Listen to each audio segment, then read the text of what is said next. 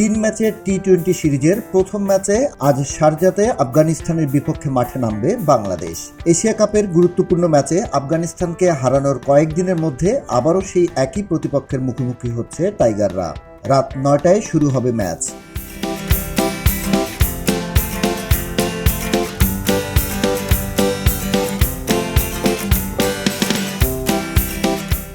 এই লড়াইয়ে বাংলাদেশ ভিন্ন মিশনে নামবে তাতে সন্দেহ নেই।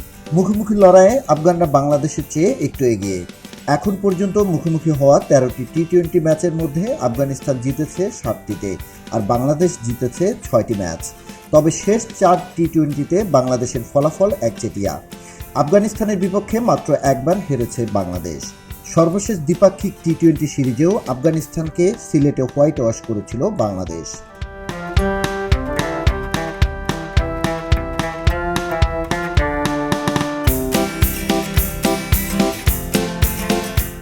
ইনজুরিতে লিটন না থাকায় এই সিরিজে ভারপ্রাপ্ত অধিনায়ক জাকের আলী এশিয়া কাপের ব্যাটিং ব্যর্থতাকে শুধরে নেওয়াকে লক্ষ্য হিসেবে নিচ্ছেন। তিনি বলেন, আমাদের মূল লক্ষ্য হবে ব্যাটিং ইউনিট হিসেবে পারফর্ম করা, কারণ ব্যাটিংয়ের কারণেই আমরা এশিয়া কাপের টুর্নামেন্টে ভুগেছি।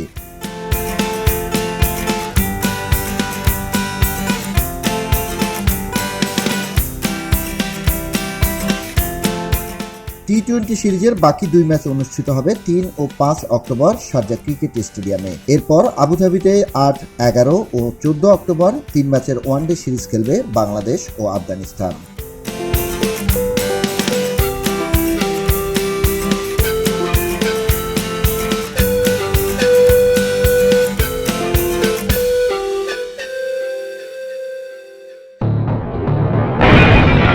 সবাই যখন জোয়ারে গা ভাসায়, কেউ কেউ শির দাঁড়া সোজা করে ঘুরে দাঁড়ায়।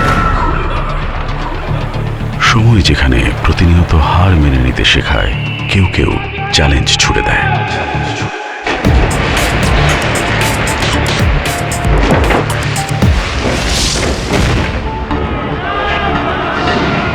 পক্ষপাতের ভিড়ে আজ থেকে কোনো পক্ষ নয়, খবর হবে নিরপেক্ষ।